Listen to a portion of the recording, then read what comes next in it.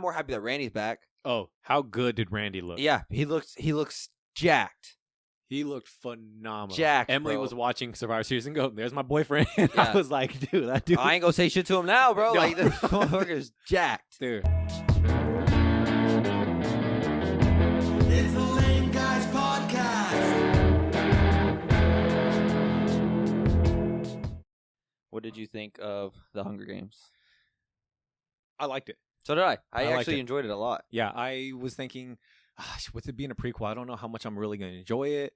I didn't really understand the story. I honestly only watched one trailer. I think they had a couple come out or whatever, and then a lot of TV spots. Yeah, I think I just saw watched one trailer, and I liked it a lot. Yeah, so did I. I enjoyed it a lot more than I thought I was going to. Whenever I saw that it was long, and then you told me it was long, I thought, I almost don't want to go see it now. But I felt like the first two parts of the movie went by so fast, and then when I saw there was a third part, I thought, Jesus. And then the third part went slow. But other than that, it was fine. No, yeah, like not really a spoiler, but like you see the Hunger Games happen. Yeah. I thought this was the first Hunger Games like ever. So did I. But it's the 10th. It's like the 10th. Yeah. It's the 10th. But yeah, without spoiling, like I said, it's not really a spoiler. You see it in the trailer. Mm-hmm. But you see the Hunger Games happen. And when it was over, I thought, movie's over. But then we go on to something else. And I thought, okay, let's see how this goes. And then after a while, I started thinking, this movie's long. But not in a bad way. Like, I still enjoyed every bit of it. Whenever we got to the Hunger Games part, I thought, damn, it's already been like an hour or 2 hours. Like, I thought, like, we're almost close to the end. Like, and then, yeah, I saw that whenever, so then Teresa, my wife, she got a notification on her watch, and I saw it was 12. So we went and saw it the movie started at like 11, I think. And it was only 12 on her watch. And I thought, it's only been an hour. And we were already like halfway through the Hunger Games, I felt like. Mm-hmm. And then I saw that they did like the part 1 and the part 2. I forget what's it called when they do that. It's like a chapters. No, well, chapter. But Teresa was like, "Yeah, babe, it's this," and that's why it's 3 parts. And I was like, "Oh, I don't know." I didn't know it was 3 parts though in a movie. Neither did I. That could have. I felt like it could have been stretched maybe into 2 movies, but it was fine. Like I enjoyed it still. I didn't sit there like super. What do you think of the actors? Oh, I thought they killed it. Yeah, I thought everyone did a good job. I wish I looked up the guy who played Snow. Yeah, but he did phenomenal. Amazing. He did phenomenal. Amazing. Yeah, sneaky little punk. They did such a good job making you like at first, the first like hour or so into the movie. I'd say probably up until after the Hunger Games, you're like rooting for him almost. Like you're just like he's a good guy. Like I wonder what happens to make him like turn so bad. And then see it. And then at the end of the movie, he's a bad guy. Like clearly. Yep. And and then it makes you think he's been a bad guy the whole time. Like he's always been like a little sneaky guy. Yeah, he was basically just doing everything because he wanted something out of it. Right, and they did such a good job with that. I think he killed it. I even the Rachel? main girl, yeah, she killed it too. Rachel Zegler, or Zegler, or Ziegler? I don't know. But yes, she did phenomenal. Yeah, she did good in West Side Stories. I don't know if you watched that one, Steven Spielberg. No. She did good in that one, and I knew from there. I was like, she does sing good. I was like, she can sing from that movie. So then, I'm not gonna lie to you. Maybe I just didn't pay attention. I didn't know she was gonna be singing in this one. I didn't know either. So I was told by Marco, and he said, "Yeah, she's singing." I thought, why? But then I thought, bro, please tell me it's not just one of those out of the blue, just random break out into a song. He goes, "You'll see why." And then I get it. She's a musician. Yeah. So I get it. And it was good. She did really good. So I get it in a sense, but whenever she got called for the Hunger Games and she started singing, I thought, what the fuck? Like, bro, dead ass, anybody would be so scared, bro. And I don't know. I thought that was weird. I looked at Teresa and I said, oh my gosh. No, but she sang good the whole movie, and she did a good job.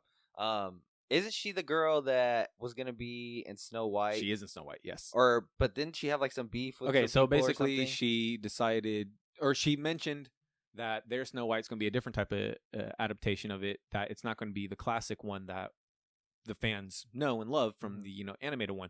It's going to be a different approach to it. She was saying because the male lead in this one isn't going to be a stalker because he was a stalker in the in the first one and everything like that.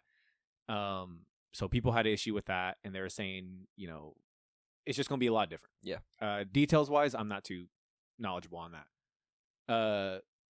So the whole backlash was the star of a movie is bashing the source material that she's supposed to be, bringing to life. Okay. So people were saying she needs to be recast. People were saying that she needs to be off the movie.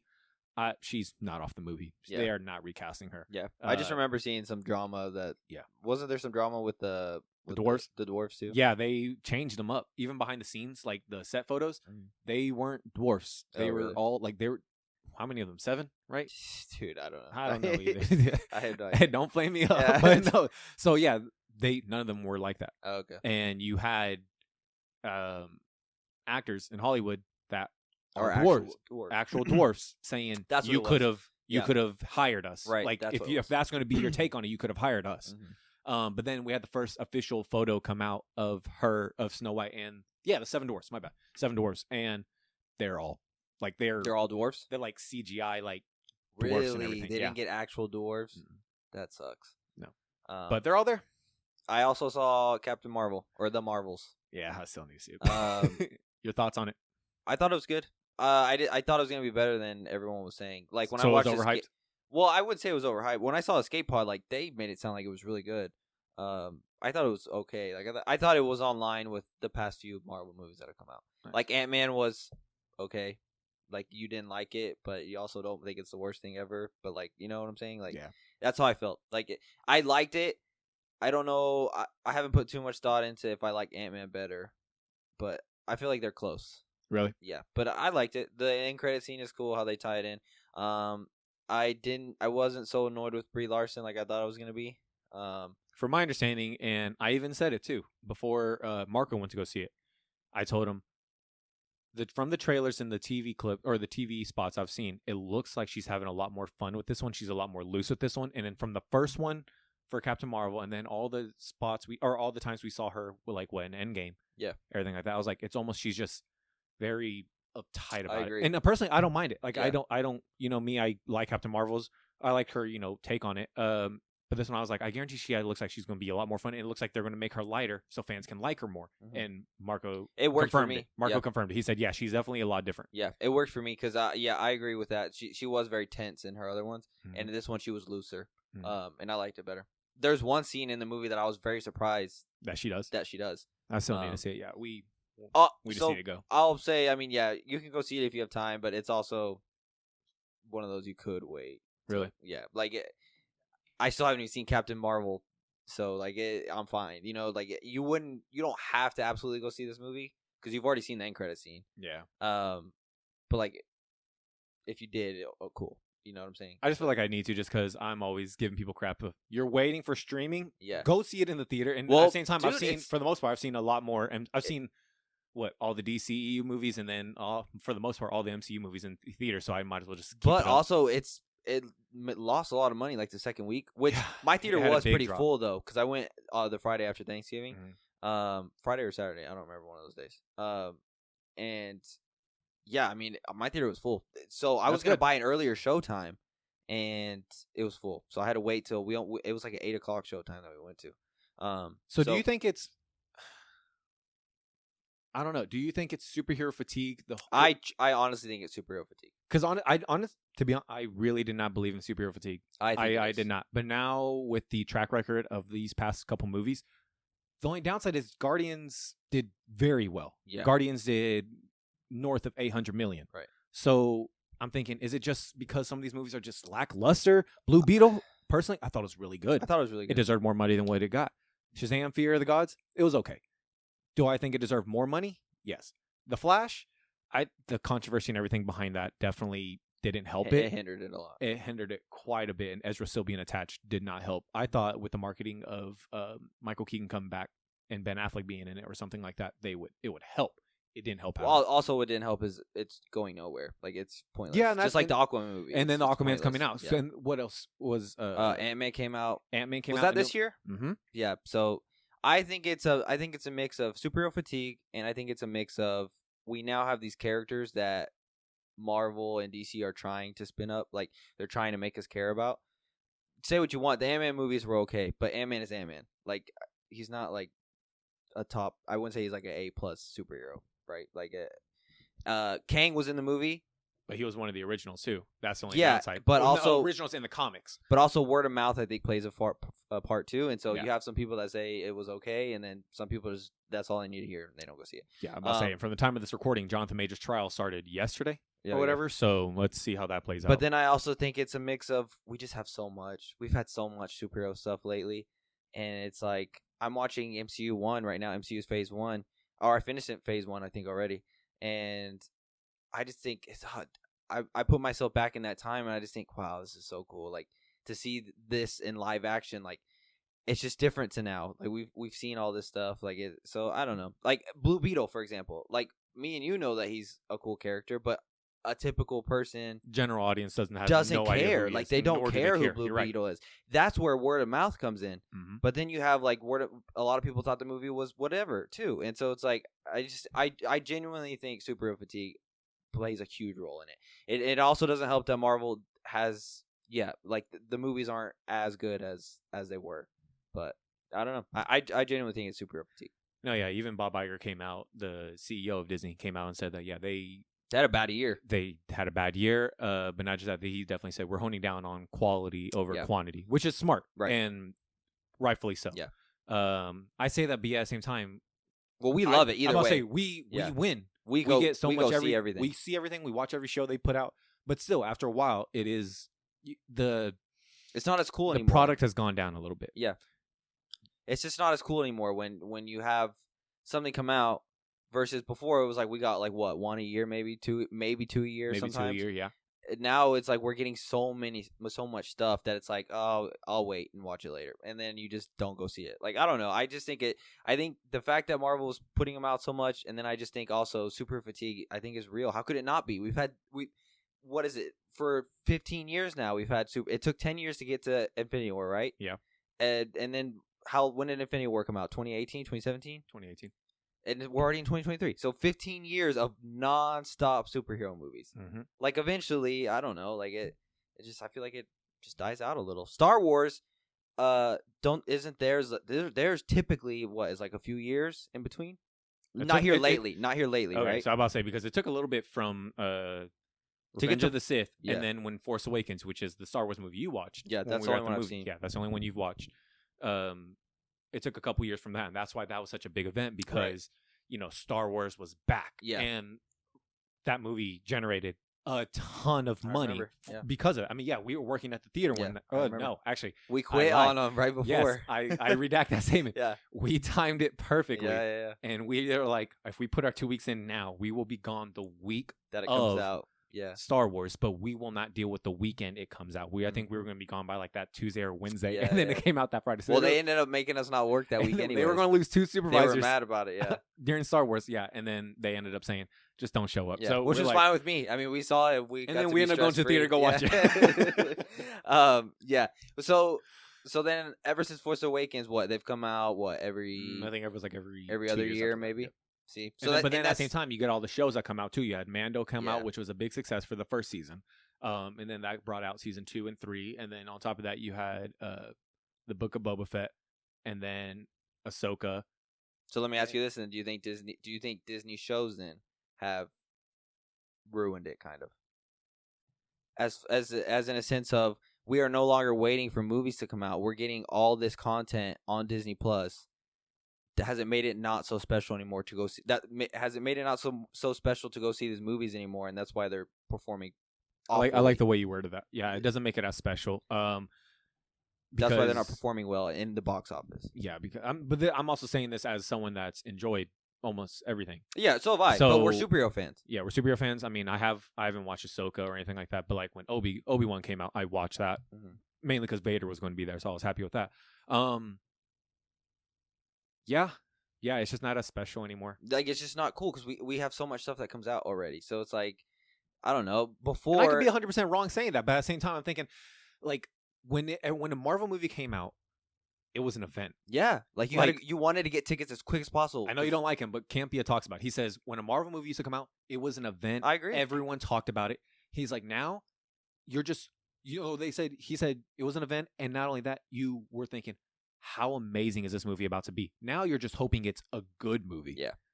So I know we're talking about superhero fatigue and making it sound bad, but this still doesn't change my opinion on is the MCU in shambles that we talked about a few episodes ago. I still don't think it is. It's not. It's just a little hiccup in the road. Right. And because if they've had a track record of always being on top, this was bound to happen. Well, this and was bound to happen. let's not forget. For a while, it felt like all these Marvel movies were hitting $1 billion.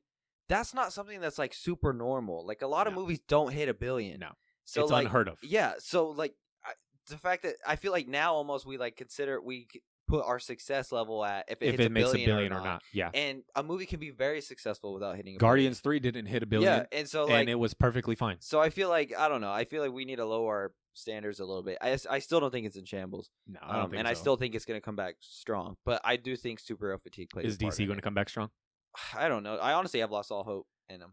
Really? I've lost all hope, even with James Gunn. I mean, it's almost now I'm at a point where it's like, show me and I'll believe it. But until then, I have no. I'm excited for the Superman movie. Do I think it's going to fix the DCU? I told you last time, no. I don't think it's going to hit $1 billion. I don't think it's going to do 800. If it hits north of 500 or 6, that's a win success. Still. That's a win success. Yeah. The past, what did Campia say? 7 years? Not one DC movie has passed 400 million. That's crazy. Isn't that crazy to think about? That is crazy. Well, it's just because their budgets are so high. Their budgets are very high. So like 400 million is like not a lot, you know? So. No. So I don't know. I have faith in James Gunn. Everything he's done with Marvel, it's been successful. So I could see him bringing all that. And at the same time, he had Kevin Feige loved him. Kevin Feige was teaching him the ropes and everything like that. So you're having all that knowledge come over to DC, and he has a whole world. Not only that, DC now has their own studio, so they're able to do whatever they need to do within there. Warner Brothers isn't. I mean, yeah, they're overlooking it, but everything's going to go through Gunn now. I just don't have faith in Warner Brothers. I have faith in James Gunn, and everything is gonna go through James Gunn. But we'll see if that's true. Like we'll see. Because at the end of the day, before the movies were, I mean, and it wouldn't surprise me if he steps away from it later. I was going to say, what's funny is that like I'm saying the movies weren't doing great. Yes, the DCU did not work. It did not. We may enjoy most of the movies, but it just obviously did not work with the audience. But at the same time, you had the execs who were making all these calls for the Dark Knight trilogy, for the old Superman movies.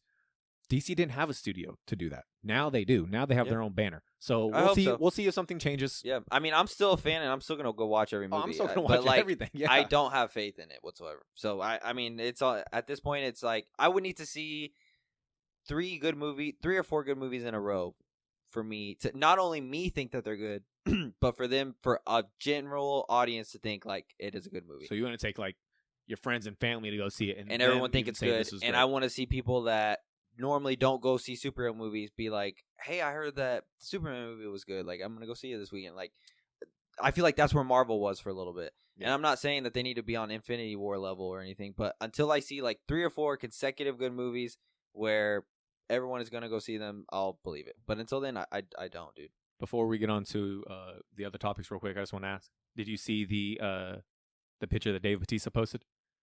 Of him at James Gunn. Yeah, they're saying it's at DC Studios and he's in James Gunn's spot. You think he's going to be Bane? So I know Bautista said that's the role he wants. I don't think so. You don't think he'll be Bane? No. Who is he going to be? I have no idea who he's going to be. But just because, I mean, it's going back to what he was saying when he was doing Drax by the third, when he was like, I don't know how long I can keep my body in this type of physical shape. It's kind of getting a little harder. I'm getting a little older. And Bane's big. Yeah, he is huge. Like, so if he's going to be this physical presence that has to go against a Batman, then I was under the assumption they would do like a CGI type deal. Yeah, he could just be the look for him. I mean, if Bane's like this wrestler or whatever, you can just have him as the wrestler. But then, I mean, that could definitely work too. Who else could he be? Before we keep going, I just realized we are 20 minutes in without doing our intro. So, guys, welcome back. Welcome back to the Lame Guys podcast. We're here with another episode. Episode 8. Yeah, as you can tell, we're talking about superhero stuff, movie stuff. We're going to talk about some wrestling afterwards. But going back to that. So I saw Batista. Yes, I saw the picture of Batista there. I think he could be Bane. I'm off the top of my head, I can't really think of anybody else who he could be. I think now, I mean, it doesn't have to be Batista's actual body. It could just be like a CGI type deal.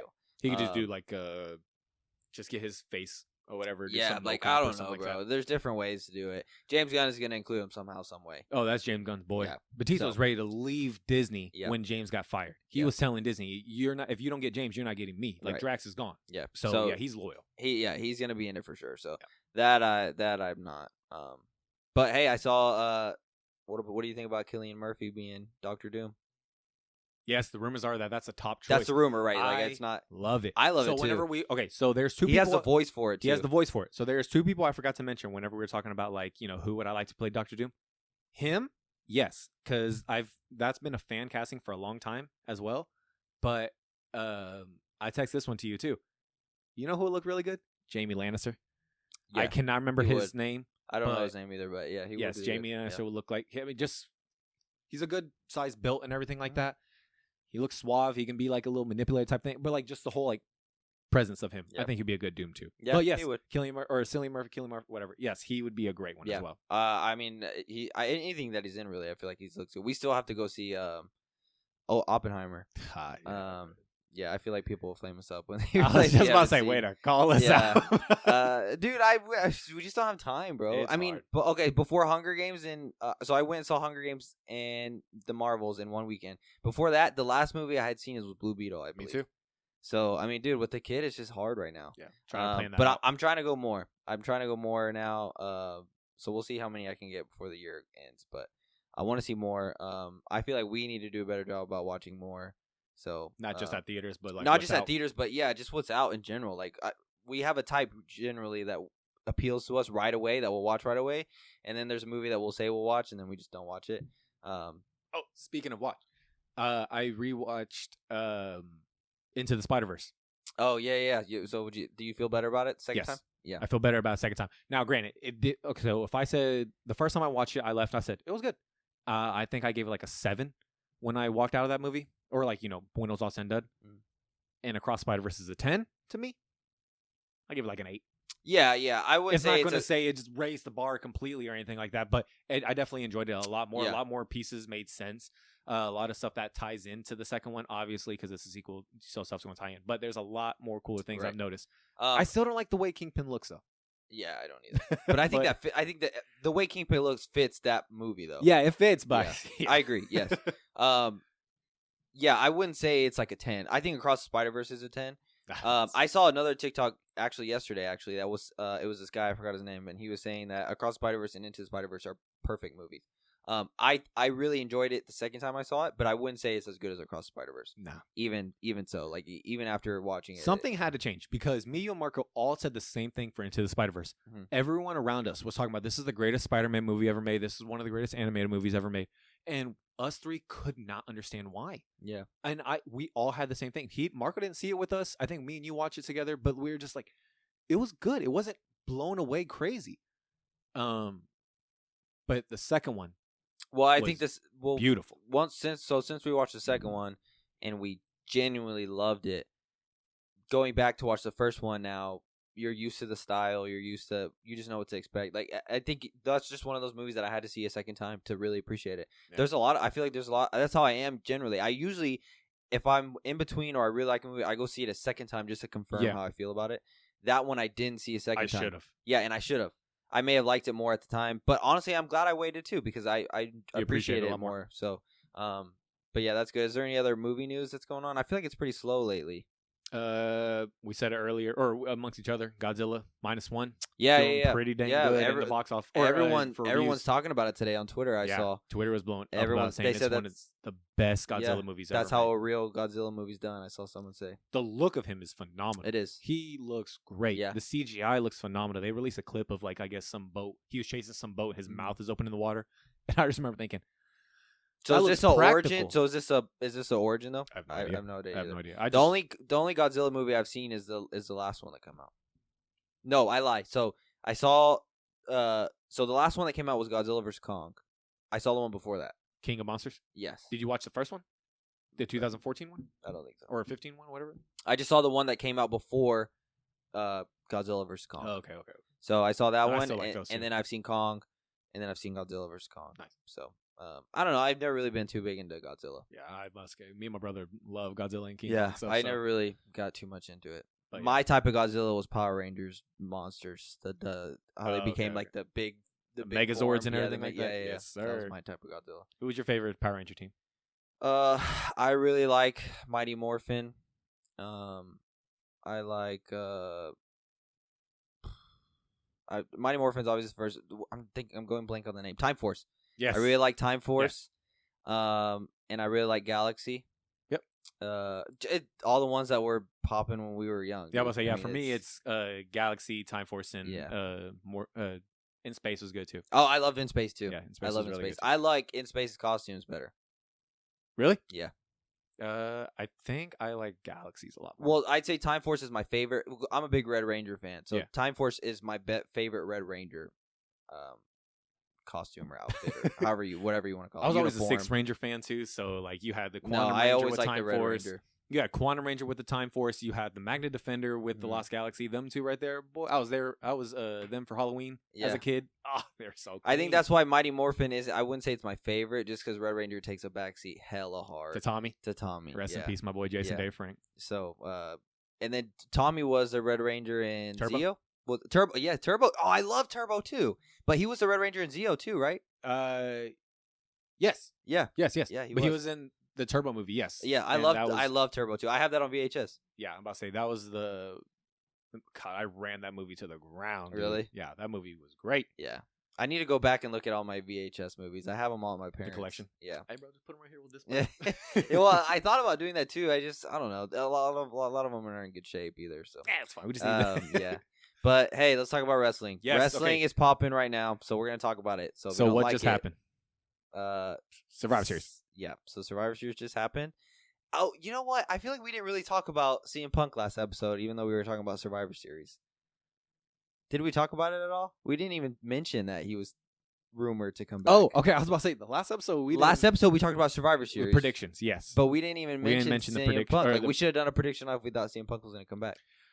But so, he's back. I'm about to say so. CM Punk's back. Yeah, CM Punk is back. Randy Orton is back. How do you feel about Punk being back? Genuinely, I'm just gonna go straight for it. How do you feel about it? I don't really care. Okay. And I'm a big wrestling fan. I think it's good for WWE. It's good so for I'm not against it. Like, it's good for business. But whenever people wanted him to come back, I didn't care either way if he did. I know you didn't. Yeah, WWE doesn't need him. The WWE is the hottest it's ever been right now. So they don't need CM Punk. And I saw a report saying that he reached out to them. And if that's true, then that just confirms it even more. Like, they don't need him. I'm okay with him being there. He's money, and he's awesome on the mic. His wrestling skills now they're okay, I guess. He's gotten older, but on the mic, he's still really good. So I'm okay with it. I wouldn't say like I'm more happy that Randy's back. Oh, how good did Randy look? Yeah, he looks jacked. He looked phenomenal. Jacked. Emily bro. was watching Survivor Series and go, "There's my boyfriend." I was like, "Dude, that dude." I ain't gonna say shit to him now, bro. Like, the motherfucker's jacked. Dude, he is a. He looks amazing. Stud. He looks amazing. Like, God. I was so happy that Randy came back too. My brother said that he was on the verge of crying seeing him back. Oh, it was so awesome seeing him back. It was so bro. cool. Did it get kind of overshadowed by CM Punk though? Yes, even Rhea mentioned to him on Raw. She was like, your return was overshadowed. But you got to think they probably talked to him beforehand, saying, "Hey, how do you feel about it?" I'm sure he was cool with it. Yeah, he knows what business is. So CM Punk brings money no matter what. So I'm okay with it. I'm not excited like everybody else, but I'm okay with it. How do you feel about it? I'm happy. I'm happy just because exactly what you said. It's business. Yeah, really, it's good for money. It's good for WWE. It's good for WWE. That's good for me. Do they need him? No. Is it good for WWE? Yes. Is it going to get more eyes? Yes. Does it show that AEW ain't shit? Yes. Yep. They're stupid for letting him go. They're stupid for letting. Even though he was causing problems though. He was causing problems, but at the same time, like, dude, look at their ratings since then. Did you see the report about Daniel Bryan was the main guy who at the end had the final say on letting him go? Daniel Bryan? Yeah. Really? So everyone, I thought I sent that to you. Everyone was hating how Tony Khan lets like pretty much wrestlers be the HR of AEW. But yeah, the report pretty much goes like Daniel Bryan was the final nail in the coffin that got rid of CM Punk, and he reached out to the wrestlers and let them know that he was going to let him go or something. And wow. I guess Daniel Bryan is Tony Khan's is high on Tony Khan's list. So he's respected. Yeah, so he's the one that had like the final say. Is how I understood the tweets that I saw. Whatever. But yes, he was arguably their biggest star. So they did let him go. So initially when he showed up to AEW, I was hyped. Yeah. Just because like, wow, he's actually wrestling again. This is crazy. Yeah, I was hyped for him. Good for him. Did I watch AEW? No. Did I watch all the clips that was on Twitter presented to me and TikTok? Yes. Did I care after a while? No. Right. Him getting let go, yeah, that was news. That brought more eyes to AEW. What's going on over there? Whatever. And then the rumors were he was going to show up Chicago Survivor Series. Started getting everyone going crazy again. It happened. Am I happy? Yes. I'm just happy with all the content's going to come out now. Same. All the feuds, all the storylines, the promos that we're going to get. I'm just happy about that. We're more so happy with how it affects WWE. It's just another big player to put in WWE and just give us these different type of feuds. So me saying that, I was excited to see him come back. Someone who literally saw the pipe bomb promo like live. I watched that Raw live. I remember it. To see, like, I didn't think he would ever come back. No. So to see him come back was very cool. But I'm just saying, I never thought CM Punk was the best. I'm a big Randy Orton fan. I'm a big John Cena fan. Yeah. He did have a hot streak where he was like arguably the most popular in WWE. But like, I didn't care when he left WWE. Neither did I. It wasn't like the reason that I stopped watching WWE. And then when he came back to AEW, I thought, cool. I mean, it's not going to change the thing. Like, I mean, I think I was a bigger fan of Punk before he had the cult personality song. Oh no, I loved him as cult personality. Whenever he switched to that character, I love that. That was right around the time where he took the title from John Cena, right? And he walked through the crowd and he left as a free. He was no longer signed to WWE. Yeah. After that, I loved CM Punk. Before that, I thought he was good, but I was whatever. But now, I mean, yeah, like I'm excited, but I'm more excited that Randy's back. Yeah. So I'm about to say this. Hold on. I wrote it down. This past Raw, did you see how many views I got? I don't remember the number off the top of my head, but I did see something about how it was. With Randy and Punk being on Raw after the return of at Survivor Series. 1.8 million views. I saw it was like 40% higher than last Raw or something. One. Yeah. That's phenomenal. It is. That is great. He's money for WWE, and if he's good for WWE, he's good for me, dude. Yeah. You know, we're loyal to WWE, so I mean, it's good for me. So. I told you I like the way Triple H worded it. That after the press conference, they just asked him straight up, "How did the Punk thing come about?" And he said, "Look, it's been 10 years. I've changed in 10 years. He's changed in 10 years. Yep. If you haven't changed in 10 years, then something happened. Something went wrong. Right. So everything just kind of." Yeah. So let me ask you this. Worked out. Let me ask you this. Life on the line. Oh you need to bet money. You need to bet money on how long CM Punk is going to be in WWE before he may not get let go, but before he gets let go for behavioral issues or whatever it is, you have to bet money. How long do you give it? 6 years. 6 years? Yeah, he'll be good for a while. Oh, so you don't think he's going to have a problem? I was going to say a year. Really?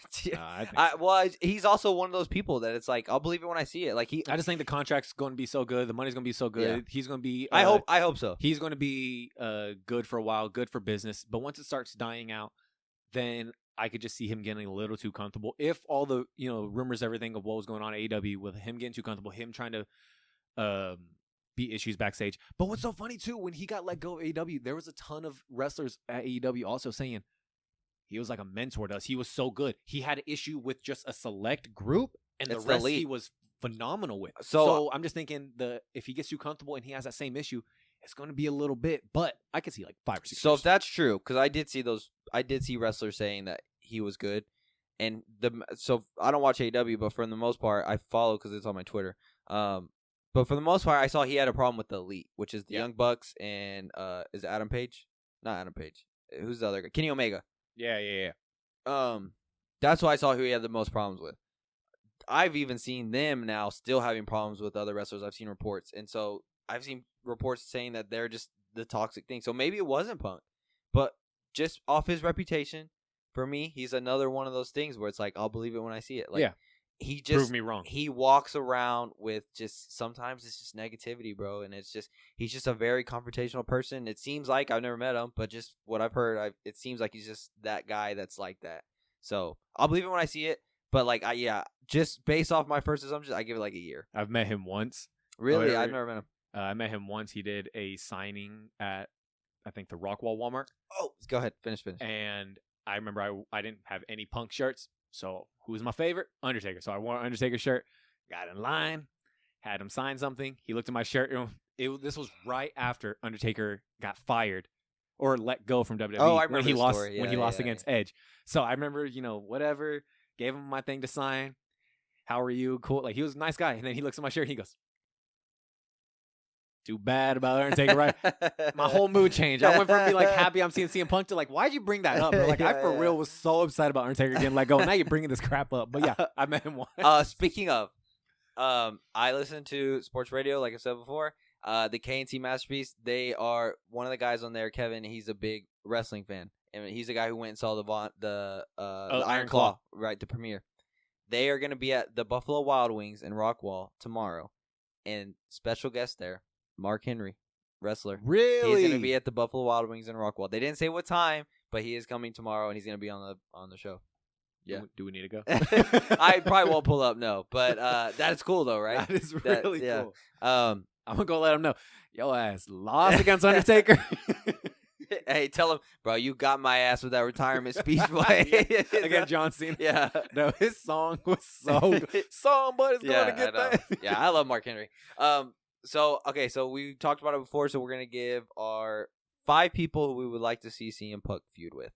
Since we're on the topic of CM Punk, 5, or do you want to just? Oh, so I didn't rank mine. Mine are just 5 people. Like okay, I didn't give it a single ranking or anything like that. To be honest, I didn't. I wrote this on right before we started because I forgot to write it down. But I just put 1, 2, 3, 4, 5, and an honorable mention for 6 because I think that would be a good one too. But these aren't in any order. Yeah, mine aren't either. Actually, I like one is in order because. Okay, do you want to give your 5 and I'll go with honorable? Finn Balor. I thought about putting him in my top 5. Honorable would be Finn Balor. I just think them two would make magic. I agree. Magic that would happen with them too. Number 5, Drew. Drew kind of has this little mentality right now. This whole like not necessarily heel yet, but he's getting there. That'd be fun. Give us Randy and Punk. I take it. Who I have for my 3rd. This once again not order. Logan. Oh yeah, give me Logan. Why? Yeah. Just be like, come on, kid. Like, I was you once. I was young. I was bashful. I was it. And then Logan should be like, who the heck are you, old time? Like, that'd be fun. The promos would be really cool for that. It's going to happen eventually. Him and Roman. Yeah.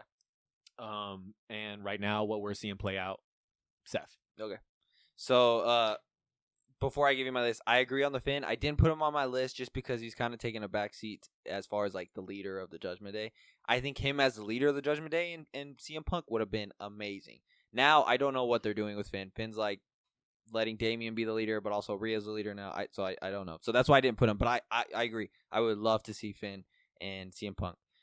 So my top 5, my 5 people that I would like to see feud with CM Punk in no particular order. I also put Drew. I think that would help Drew in the long run. CM Punk, I think, would be able to elevate him as far as mic skills go, and it would make him look good. Drew would obviously have to be the heel in that sense, but I think he would elevate Drew a lot. My number 4, LA Knight. Now, God, why who do you put as the bad guy? Obviously, I think you put CM Punk as the bad guy. Because, I mean, if his run is going to be a long run, he could be a bad guy eventually, right? He's not going to be a good guy forever. Or even LA Knight maybe will be a bad guy. I don't know. But LA Knight and CM Punk would be crazy on the mic. The amount of money segments you would get from that would be crazy. Number 3, Grayson Waller. Grayson Waller, I think, has such a high ceiling right now, and I love him. He's honestly past Austin Theory. I was just going to say, is he better than Austin Theory He's what I thought Austin Theory was going to be so far. And not to say that Austin Theory can't get there, but right now, Grayson Waller, dude, he is just that guy that just pisses you off, and I love it. So, like, yeah, you put him, have him do his little show, bring CM Punk out. I think that would be a good way to elevate Grayson Waller, and I think they're both really good on the mic. You'd get so many funny segments and cool segments that would go viral on Twitter. My number 2, Kevin Owens. That'd be a good one as well. It would be amazing. Kevin Owens is so good on the mic as well. CM Punk, like, I'm honest, a lot of these are just, well, I say a lot of these, 3 of these are just people who I think could match him on the mic. So Kevin Owens and him, I think would be a good feud. And then obviously Roman. Roman's gonna beat him, of course, but yeah, it's just I would love to see CM Punk go against the Tribal Chief's character. Like, it just would be awesome. Punk's gonna get so much crap. They'd be like, you left. Like, who are you? Yeah. Like, you coming in, like, he's gonna get so much crap. I just can't wait. Yeah, I can't wait for it. And he's the type of CM Punk's the type of person that the crowd will be behind, and it'll just get that Roman that he already has it, but just give him even more that heel heat that He just always carries with him, and I think it'd be so good. But I want either Randy or CM Punk to go to SmackDown. Don't we feel like we need somebody else on SmackDown? Like, we need a big star. All the big stars are on Raw, bro. Yeah. SmackDown's killing it. Don't get me wrong. But, like, Roman's not home right now, bro. Yeah, but, like, even Roman. Okay, so he's going to feud with. Okay, so who's your next guest that he's going to feud with? Probably AJ? AJ still has to feud with him because the Bloodline beat him up. But then Randy's talking about the Bloodline also. So then, whenever he brought up the Bloodline on Raw, I thought, perfect. Please go to SmackDown because SmackDown needs somebody else. Who's Roman gonna feud with, bro? We've already seen him feud with KO so many times. Yeah. Who's another big babyface? We already saw him beat LA Knight. We need a Randy or we need a CM Punk on SmackDown. And SmackDown, I feel like, is just as big as Raw now. So it's not like you're putting a star to go die over there. I mean, SmackDown's killing it. So, but yeah, I think all those feuds will be good for CM Punk. It'll be fun. Yeah. But let's talk about my boy Randy. Gosh, bro. That's who I'm most excited about that is back. Yeah. I just love Randy, bro. I love him. I like him more than John Cena, as I've said. I think John Cena is the GOAT, but I like Randy Orton better. Once Brock Lesnar left and once Eddie Guerrero died, Randy Orton right away was my favorite. Turned to your number one? Yeah, because, I mean, he already was one of my favorites, but yeah. So I've been a big fan of Randy since. Stud, dude. Yeah, he always has. Dang. So I wanted to ask you, because let me tell you something. So we're good. So I wanted to ask you, we both think that John Cena is the GOAT. Whether you talk about WWE or whether you talk about just wrestling in general. I'm about to say, we're not just saying that because they mention it every single time he shows up. No, we've always thought Johnson, that. No, he is the GOAT. Yeah. Even when he was getting booed all the time, I've always been a big John Cena fan. Like with the whole, let's go Cena. Cena. I was on the let's go Cena. Yeah. Was he very repetitive? Yes, but like that's no fault of his, bro. He was the main guy that WWE gave the reins to, and he did it well. He did it very well. But I wanted to ask, Randy, I feel like is second to the GOAT conversation. Yeah. I grew up in the Ruthless Aggression era. I watched, I'd say maybe the very end of Attitude Era. I went back and watched a lot of stuff. I've seen a lot of Attitude Era stuff, but John Cena to me is my GOAT, and then Randy Orton I think is a close second. I don't know if you agree. You probably maybe think The Undertaker is. I don't know, but what do you think Randy Orton would need to do to pass John Cena? So I'm just going to read you the stats as far as title-wise goes. Well, I was going to say off the back, I know he has 14 compared to Cena 16. Yeah. But Randy looks like he has a quite a bit of years left in him still. So I was going to say longevity-wise, he's lasted longer than Cena. Yeah. He's been there longer than Cena too. That's what I'm saying. Longevity. He's lasted longer. He's been there longer. And they're saying that I guess at the end, when Survivor Series ended or whatever, he was telling the fans 10 more years, 10 more. And I was thinking, that'd be amazing. That'd be crazy. I don't think he makes it 10 more years, but that'd be amazing. Shit, who knows, bro? That surgery helped him. That's true. Maybe. That surgery helped him. So Randy has 14 world titles and John Cena has 16. I told you this a few episodes ago. I don't remember exactly which one, but I think Randy Orton has a better chance to beat Ric Flair's 16 just because Randy looks like he has more time in WWE. John Cena obviously is not going to come back and be a big time run or anything like that. So I think Randy Orton has a better chance. Now I don't think that's why John Cena is a GOAT just because he's 16. I just think John Cena was there through thick and thin. He was the main guy. He carried it for a long time. Even when it wasn't cool to be a WWE fan, he carried it. And he's been gone for a while, but I think Randy Orton is close, right? So Randy Orton is a Grand Slam champion, and he has 14 world champions, 4 tag team championships, 1 U.S. championship, and 1 Intercontinental championship.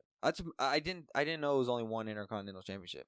I know because you asked me who I think of when I see the old Intercontinental, the oval one, and I told you I think of Randy, but that's because that was like the first title that I saw Randy win, and so that's why I think of him, even though he didn't carry it long. And I was just going to say, like, it is kind of weird seeing it only one time, but I'm thinking, okay, well, how long did he hold it? But he held it for a while, though. I think it was like 200-some days. Then maybe that's why. Yeah, because he had it at WrestleMania 20. He had it at Backlash when he fought Mick Foley. He carried it for a little bit. John Cena, surprisingly, is not a Grand Slam champion. I didn't know that. He has 16 world championships, 5 U.S., 4 tag. One he's missing is the Intercontinental. Who's he been a tag champion with? He was a tag champion with Shawn. He was a tag champion with David Otunga. He was a tag champion with I just found the list too. I'd have to go back. Who was it? Because you were saying that Grand Slam, like in my head, I thought to myself, yeah, he's not a tag champion. No, But that okay. I guess I could look it up and we can just edit. Oh, my phone. You'd have to look it up. He's been a tag. Who, dude? I just looked up the list. Who has he been a tag champion with? David Otunga, I know for sure. He's been a tag champion with Shawn Michaels. He's been a tag champion with the other two are. Who are the other two, bro? I just looked it up. Batista? Yeah, I don't remember that, but yes, he was a tag champion with Batista. The Miz. I don't remember that either. I don't remember that either. But I saw that. Yes, that's who they were. So okay, so what do you think Randy has? Okay, so let me ask. So then, who John Cena's your GOAT? Who's second to you? See, and that's the thing. I've always loved Randy too. Yeah, I mean you're right. To me, fan wise, Taker is going to be overall. But who can come close to Cena like that?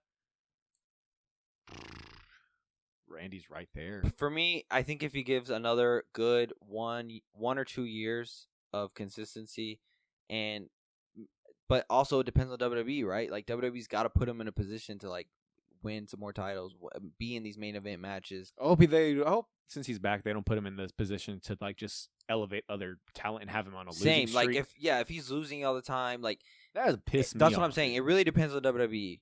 But I think if you give him like, I'm glad Riddle's gone. We don't have to deal with Randy and Riddle anymore. Like if you give him a good solo singles run, like maybe he does take out the Bloodline and then he leads up to Roman. Like maybe he does get these one-on-one main event matches. Maybe he does beat Roman. No. I don't think he does, but I think if he does that consistently for another 1 or 2 years, it's almost like how do we not put him in the GOAT past status? John Cena? Like like John Cena's been gone for a long time. So do you think? Let's say he does all that. Do you think it'll be universally understood that he is now the GOAT? So I don't think it'll be universally. Or do you think it's gonna be like a personal thing? Like I think it's a personal thing. Okay. I think it's a personal thing just because I think people still even deny John Cena as the GOAT. Which is wild. Which is wild to me, but people are still so stuck on the past, and they're still so stuck on Hulk Hogan and all these people that were so boring. These people were so boring. And I get it. We're younger than that generation, but it's just WWE is on another level, and it's been at another level for a long time. So, like, John Cena carried it when it was more mainstream than it was when Hulk Hogan was the main guy or Stone Cold was the main guy, right? Like, yeah, the Attitude Era was wild, and I'll never take anything away from that. But John Cena did it longer than Stone Cold Steve Austin. So, like, I just don't think we can compare those old people to John Cena now. We didn't discuss this as far as talking about on here. Who's your Mount Rushmore? I've been seeing. I saw Ric Flair. Like top 4? Yeah, because Ric Flair talked about it on he was interviewed, I think, by Shannon or something like that. And now I want to ask, who would you consider for your Mount Rushmore? Off the top of your head? Yeah, just not thinking too much into it. I'd go Cena, Randy, Shawn Michaels, and Undertaker. Okay. I've never been a huge fan of the Undertaker. Obviously, I'm a fan of the Undertaker. I mean, don't let that get twisted. But he's never been my favorite. So, like, but I'll never take away what he's done. Like, you want to talk about being loyal and carrying, like, bro, he has done it for a long time and not even been in the title picture for a lot of it, and he's still okay with being like just carrying people. So, I'd probably go those 4: Shawn Michaels, Undertaker, John Cena, Randy Orton. Who would you go? Just because favorite wise, obviously Taker. And you're right, everything he's done. Yeah, not even favorite. Like, you just can't take away what he's done. Like, he's just and legendary. Universally, people know the name Undertaker. Like, it's one of those. Mm-hmm. Just like people know the name John Cena. So I would also put Cena on there. This is another one where it's like, here's just one of my favorites too. The Rock. I put Rock on there just for everything that happened with the whole Attitude Era and everything. I put that, and I also put Stone Cold. Okay. I don't put The Rock just because I feel like it wasn't that long. He wasn't in it for long. He wasn't that long. So that's why I'm always wishy-washy with this sometimes. But I just think, like I said, it's just a personal thing. Like, to me, I love The Rock a lot. And Stone Cold, I'll never take away from either. But, like, Randy and Cena have just done it longer than he's done it. And they've been at the top longer than he was at the top. Like, don't get me wrong, he was monumental. And he arguably saved WWE, like, through that time period where WCW was popping and Stone Cold. Yeah, like he was a big factor in that. But like me personally, like I take longevity and I take time in it at the top. Like Cena, Randy, Shawn was the guy in the 90s, left because he was hurt, came back and still was the guy for a long time. So with a whole new different attitude, and everything. So many wrestlers say he's the best wrestler ever to lace his boots. Like Ric Flair says, yeah, he just said that recently.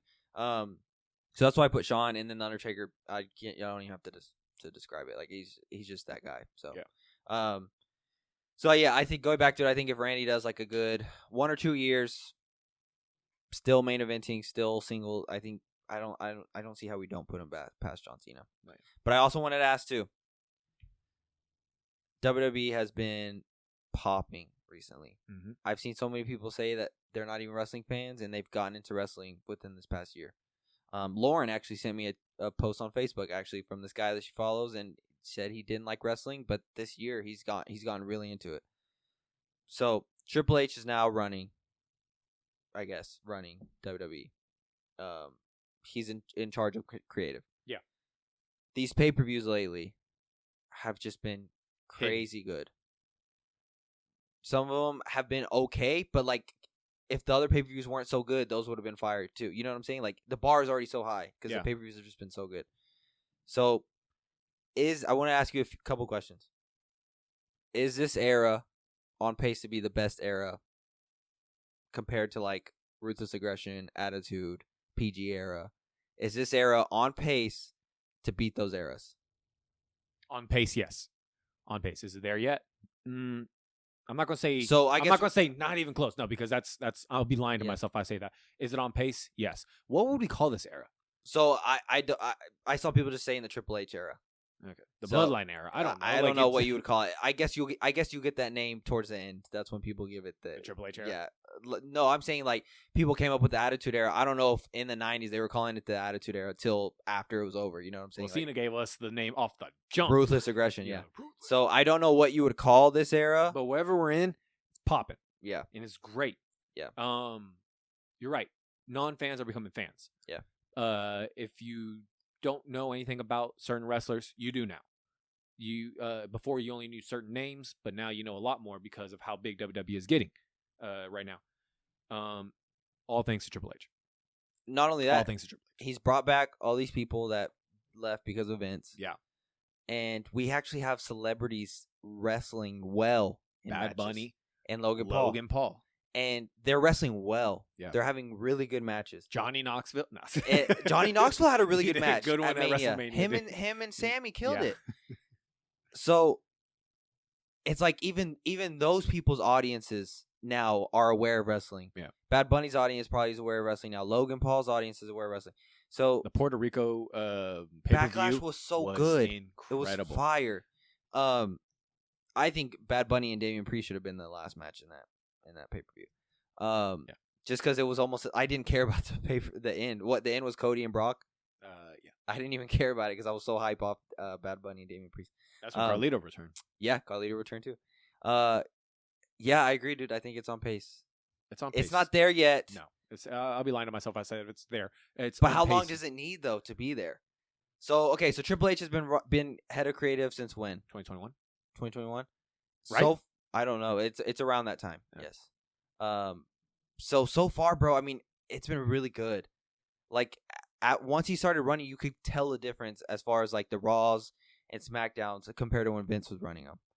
See, but okay, maybe not 2021 because with that one, was it 2022? I think it was 2022 because a lot of the 2021 pay-per-views were also with Vince right there as well. Yeah. Wasn't Triple H's first one going at it was SummerSlam against Brock and Roman? Yeah, I think that was his first official. So like 2022 him running it by himself. Yeah. Yeah. Maybe. Phenomenal. Yeah. It was really good. The freaking tractor with Brock and picking up the ring. Yeah. Logan Paul and The Miz was really good. That was great. Yeah. So, yes, 2022, and it's just been... These international pay-per-views have been killing it. Dude, 2024 is going to be almost all international pay-per-view. What the hell? We're not going to have people we're not going to be able to go. I mean, yeah, good for y'all if y'all watch. I mean, doubt it. But still, it's like, gosh. Dang. Okay, so then how many years would you say it needs consistently to be this good? Okay, so let's say this run only lasts 5 years, but it's like the peak of popularity in WWE because, bro, it's so popular right now. Like I said, it's all over TikTok. We see so many people that aren't watching wrestling consistently. Now they're watching it. Like how many? What if this run lasts 3 years where like WWE is the most popular it's ever been consistently for 3 years. Most profitable, most viewable, like most views. Like the pay-per-views now are more views than ever before. Yeah, ever before. I mean, like I said earlier, all thanks to him. Yeah. It's just, I mean, he's just giving us fans what we want. Yeah. He gives us what he wants, and now what's funny is what we want will make money. It's, I mean, that's just well, it. Literally, he's listening to the fans because he's thinking, yeah, it'll bring in business. Yeah. This is good for business because if the fans get what they want, they're going to always tune in to see what's happening next. Not only that, he was one of the main guys in the Ruthless Aggression era, which a lot of people our age now are still watching wrestling today.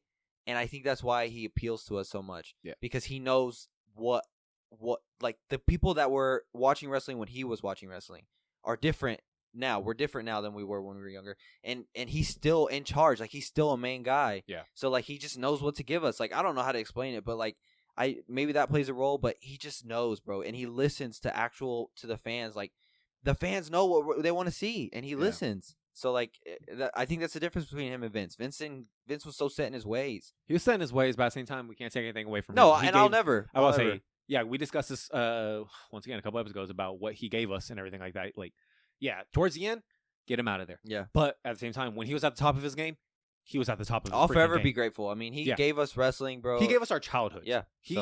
Vince McMahon legit gave us our childhoods and made us the fans we are today. Yeah. So, but yes, his son-in-law took that ball and ran with it. And he just made it more mainstream also. Like he's not afraid to appeal to other audiences. Like he doesn't like I don't know how to explain it, but he just knows how to market it better. Market it in this day and age. Like he knows for like modern times. Bringing Logan Paul, like that's so smart. Bringing Bad Bunny, like we mentioned earlier. Like it's just so smart. And so it's just so also another question I want to ask you. Triple H was also a very accomplished wrestler. 14 world championships, 3-time tag champion, 5-time Intercontinental champion, and 2-time European champion. He also was not a Grand Slam champion. That's surprising. But that just goes to show how rare the Grand Slam champion is. I feel like it's thrown around more lately, but it's rare still. Triple H was a very accomplished wrestler. He definitely I think gets disrespected as far as like people just never really think about him as a GOAT. I put him in my top 10. Yeah, so would I. But I feel like some people, I think you could make a debate that he could be in some top 5. Does him making WWE what it is now, and then him also being a top 5, 10 wrestler in WWE, does that make him the GOAT?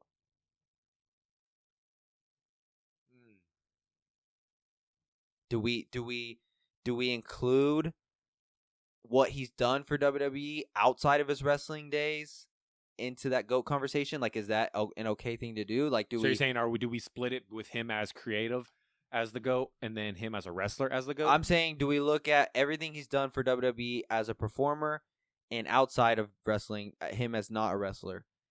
What he's elevated it to now, does that help his case for also being the GOAT? Yeah. Like, does that make it more of a conversation between him and John Cena or him and whoever someone else thinks is the GOAT? Do you get what I'm saying? It helps him, yes. Do I still put? I mean, like how you said earlier, not trying to be disrespectful. I mean, I don't put him over Cena.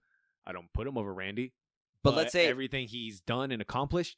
Yeah, you have to consider him like that. But so that's what I'm asking. So even now, so then what would it take for you to put him past Cena? Like, could you put him past Cena even though he's not a wrestler now? But like, what if he continues this run for a few more years or another 10 years? Like, and then he also was one of the most accomplished wrestlers ever. Like, how? When does that point happen to where like we put him as the GOAT? Like no other wrestler has had a role like his, of course. So that's not fair to compare. But also he's done so much for WWE. That's what I'm trying to think about. I'm like, well, yeah, you're right. The wrestlers I can compare them to with Cena and Triple H in the wrestling aspect. Cena's gone now. Triple H stayed, but he's behind the scenes now. So it's like, yeah, I put that conversation in with his wrestling stuff because it's still Triple H. It's still Triple H. Yeah. It's just harder to, I guess, trying to compare them. It's hard to compare just because like Cena doesn't have the role that Triple H has. Shawn Michaels doesn't have, but even Shawn's killing it too in NXT, bro. So I'm just saying, like, at what point do we look at what everything Triple H has done for WWE as a wrestler and as his role now, and do we start to think like, without him, bro, like who knows where we're at? Like, at what point do we start to think he's the GOAT? Yeah. So I don't know. That's just the thing I was thinking about. No, yeah. When? I don't know. I don't have that answer. Yeah. Could we consider him?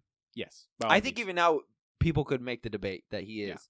Yeah. He's never been. He was always one of my favorites, but he's never been my favorite. Yeah. I've always liked Randy Orton and John Cena more than Triple H. Yeah, same. But I think as far as overall impact, Of I mean, what he's they've done getting. for the company, he's yeah. getting close, bro. Like, not even just talking about his professional. Like, I think we're forgetting his wrestling. Like, he was also the top guy in WWE. He carried it. Well, he was a champion for the most of our time. He carried it. When I think of the World Heavyweight Championship, the big gold, I think of Triple H. Yeah, when I think about that title, I think of Triple H. So he carried Attitude Era. Well, I think of him and Batista too. He carried Attitude Era, and he carried the Ruthless Aggression Era. Yeah. And he was a big part in the PG era. He was the WWE champion on SmackDown for a while. And then you look at what he's doing now, like elevating WWE to the biggest it's ever been. Like, at what point do we start to think, wow, I mean, we're over here forgetting Triple H, bro. Triple H is probably the GOAT. Like, I don't know. I'm not saying I'm there yet either, but I'm just saying, like, it's worth a discussion. Like, I feel like no one's really mentioning Triple H. I mean, what I really think Triple H for is he's brought this women's division up higher than it's ever been. He's made it. Yeah, it's worth so watching now. Yeah. Before, it's like if you weren't having a bra and panty match, I didn't want to see. And I was a Yeah. little kid. Yeah. We shouldn't be watching that stuff, but we were watching. So, but yeah, I agree. Yeah, he's brought the women's division so high. We talked about it last time. I mean, it's hard. You're right. When we did Factor Cap about the roster now is better than what it was 15 years ago. I honestly didn't take into consideration that they had more opportunities now. Yeah. I was just thinking the talent overall. Yeah. It's not even close. So you're right. It's not even close. But the women's division now is so exciting. It's so fun. And he loves it so much. And what I love Sean too. Sean adores it too. What I love is old wrestlers that all like wrestle Triple H. Like if you talk to them or like you watch interviews with them, they all go, God, this woman wrestler. They'll say certain names about who's their favorite right now. I'm thinking, yeah, because y'all all know this is what's popping right now. This is great. No, Triple H, Shawn Michaels too, bro. NXT women's wrestling is blowing up. Like they're having a lot of good women's wrestling matches over there. Yeah, dude, Rhea. I wrote this one down. We gotta acknowledge her, bro. What? 243 days as of today of this recording as champion. So I mentioned it last episode. It's just her run, but it's not her fault. I just feel like Raw right now doesn't. I feel Raw right now doesn't have any women. So and nobody catch me for saying divas. God damn, bro. Oh. I said divas last episode. I grew up with them always being divas. So, like, if I let it slip sometimes. I let it slip a lot. Like, I mean, I don't mean in a disrespectful way, but, like, that's just what I grew up with. But the women now, yes, there's just not a woman on Raw to compete with Rhea. And so I feel like her title run has been stale. Like, it's almost like I forget she's a champion because she's a leader of Judgment Day. And I just feel like anytime she goes off to have a women's match, it's like a side quest almost. Like her main story is a Judgment Day still. And I forget that she's a champion. Yeah. But I saw this thing today on Twitter comparing DX and Judgment Day as far as all the guys, but yet one of their main focuses are the women. What the women. So they're saying, when will we acknowledge that Rhea has surpassed China? Oh, I think she already has. Yeah. But now, granted, we didn't really grow up in that time. We didn't grow up in that time, but at the same time, I know you'll agree with this. We can't take away what the impact China made. Oh yeah, there was not a wrestler, women's wrestler. Not China like paved the way for swole girls to be in wrestling. Yes, yeah. And now basically all the swole ones right now are popping. Yeah, and if you probably ask them who inspired you, they would probably say people like China. Yeah. Definitely, No, for sure. But I think Rhea's passed her as far as like what she's done, like even wrestling wise. I mean, China a lot of times was like the sidekick. She was just like the girl that was there. But I love the whole parallels between China and Eddie, and then you have Rhea. Like, that's what they're going for. They play it a lot. That's what they're going for. I love it. Yeah. Well, before we end, I wanted to ask you too. I sent you this tweet. WrestleOps put a tweet out that it's rumored that people want CM Punk and Stone Cold Steve Austin to wrestle. Yes. How do you feel about that? Do you want it or no? Want it as a fan? Yes. Do I need it? No. But do you think it would be good? he had to be carried. So we saw Stone Cold Steve We Austin saw versus live. Kevin Owens. We saw it live. Yeah. And that was the perfect match for Stone Cold to have because it like you got to walk around a lot. They had like a street fight and they got to go into the crowd. They got to do it. Now, granted, Stone Cold took some bumps. I was surprised. Yeah. When KO flipped him over on the concrete or whatever. I was surprised too. Oh my God, you're back. I was surprised too. I was like, dude. But do we think it would be good? Do you think they could have a good match in the ring? Yes. Still, Stone Cold Steve Austin could still. He had a good match 2 years ago. But that was different. That's what I'm telling you. That was a different match. They weren't in the ring. They were walking around the whole time. It was a perfect match for Stone Cold to take 1 or 2 bumps, but he didn't have to consistently be in the ring and make it look good. Like they had chairs involved. Like they had different items involved to get us excited is what I'm trying to say. Do you think they would have a good match in the ring? So not doing the same thing him and KO did. No. Like, okay, so that just proves my point right there. Yeah. You're automatically assuming that they would fight like KO and Stone Cold. That's the exact match I'm thinking of. Yeah. But no, let's say they have a match in the. Do you think that's good? No. I don't think so either. I think it would have to be a match like with KO. Yeah. It'd have to be a street fight of some like how we saw Undertaker and AJ. Like, granted, that was edited, but it was a match. Get them out of the ring and protect them. Like, they get to look good doing other things. Yeah. So that's where technique is thrown out the window, and we just want to see exciting shit. We want to see tables. We want to see chairs. We want to see, like, exciting stuff. Yeah. So I feel like if they fought, that's how it would have to fight. But don't get me wrong. I mean, it would be viral. The amount of the promos between them two, it'd be crazy. I just remember I could whoop your ass backwards. Yeah. Whenever he told Punk backstage. Yeah. I just remember thinking, bro, when we saw, I didn't think we were gonna see Stone Cold and KO actually have a match, and I just remember being hype. Bro. Do you remember the pop when KO said, "I actually invited you because I'm trying to have a match with you," or something like that? He said he was like, "Because I do want to fight." Yeah, because I do want to fight, or something like that. And then the crowd. Yeah, dude, I was hype, bro. We were just looking all around, bro. And everyone was so excited. And next thing you know, Stone Cold started cleaning house, and they rang that bell, and we were actually watching a Stone Cold match. Yeah, it was wild. Goes to show 38 was one of the best. Oh yeah, dude, it was awesome. Not even because we were there, but I think even if you went back and watched it. Yeah, Narcolepsy posted or did a clip on TikTok about one of the best or some of the best WrestleManias, 30 to 39. Dude, just like us, he was there. Yeah, and he acknowledged how great that WrestleMania was. It had a. If you grew up in the Ruthless Aggression era, this was the WrestleMania. It had everybody for us. Mm-hmm. Now, Grant and I were both wrestled, but we got to see them still. So yeah, it was amazing. But all right, is that all you got? That's all we got. That's all we got. So next week we will be back with another episode. But until then, catch you later. Thanks, guys.